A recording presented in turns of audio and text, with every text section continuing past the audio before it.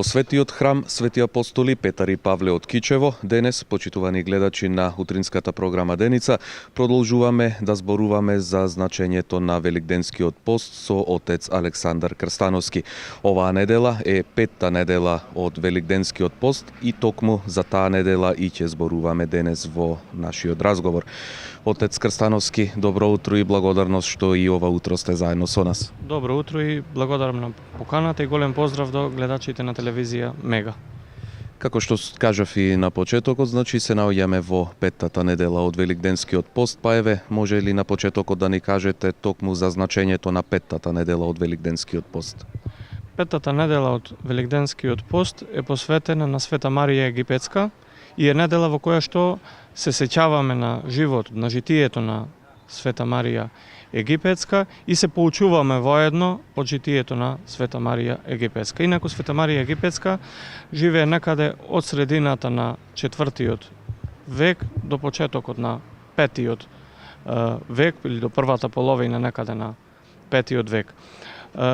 Битни се три моменти од животот на Света Марија Египетска. Прв момент е кога таа живее развратен живот, односно не е запознаена со Христовата вера, се уште нема допир со христијанството и во Александрија живее развратен, распуштен живот. Некои податоци дури зборуваат дека била блудница, но житието зборува само дека водела распуштен и развратен живот. Вториот момент е она нејзина посета на Ерусалим и обидот да влезе во храмот на празникот воздвижение на честниот крст, кога по Божја промисла таа ќе не може да влезе во храмот и тоа ќе биде моментот на нејзиното покаяние, односно најголемиот пресврт во нејзиниот живот, кога ќе ја увиди својата грешност и ќе се обиде да живее сосема поинаков живот. И третиот момент, она пошто е многу позната и затоа се е вброена во редот на преподобните жени, е тоа нејзиното преселување животот во пустина, во краен аскетизам. Подоцна неколку децении ќе се усно ќе се прераскажува нејзиниот живот, нејзиното житие, за подоцна да биде запишано и да го имаме ние во онаа форма каква што го имаме денес. Што се однесува до нас, поуката која ја извлекуваме од животот на Света Марија Египетска е тоа дека за човека никогаш не е доцна во својот живот да се преуми, да дојде до спознавање на вистината на некој начин и да го промени начинот на живот. А од друга страна па стои милоста Божја дека ниеден човек не е загубен за Бога, дека колку ние да сме сгрешили, не треба да паднеме во очај, дека Бог секогаш, да кажам фигуративно, со расширени раце не чека и го очекува нашето покаяние.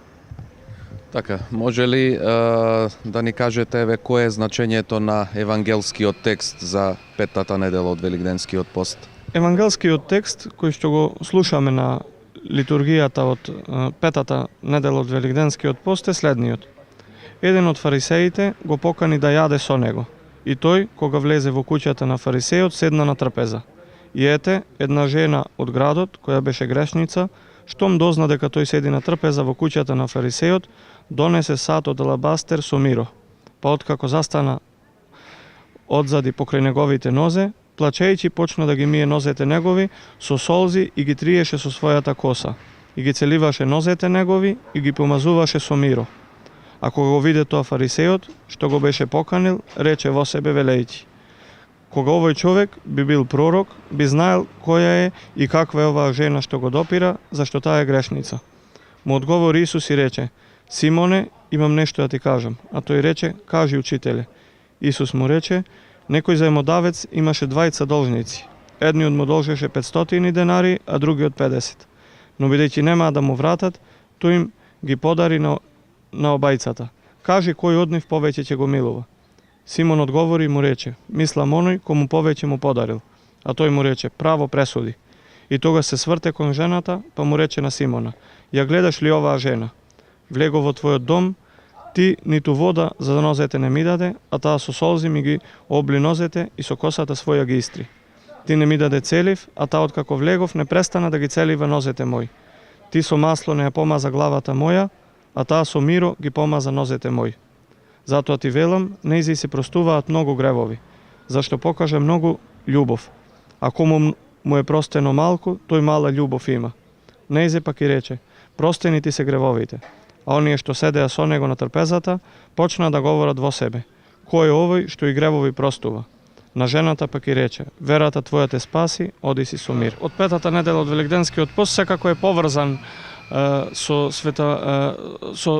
не директно со Света Марија Египетска, меѓутоа евангелскиот текст е посветен на оно евангелско собитие, оној настан кога кај Господ Исус Христос доаѓа жената грешница, Христос и ги простува нејзините гревови. Секогаш така во црковните евангелските текстови кои се читаат на празниците или во неделите или било какви да се одбележувања во црквата, секогаш се текстови кои се поврзани со она што се чествува. И сега, читајќи го евангелскиот текст за грешницата од Евангелието на која Христос и ги простува гревовите, ние се подсетуваме на Света Марија Египетска како грешница на која биле простени гревовите. Поуката е иста онаа која ја кажав од евангелскиот текст, дека Бог со отворени раце го чека секој човек, дека Бог промислува за секој човек и дека човек не треба да падне во очај, туку какви гревови да направил, дека гревовите можат да му бидат простени. Како некако оваа недела од Великденскиот пост, некаде наоѓајќи се во средината или попрецизно во втората половина од Великденскиот пост, Бог како повторно да не поттикнува на покајанието, тема која се провлекува низ целиот Великденски пост. Почитувани гледачи, тоа беше разговорот ова утро со отец Александар Крстановски, со кого разговаравме за значењето на петтата недела од Великденскиот пост.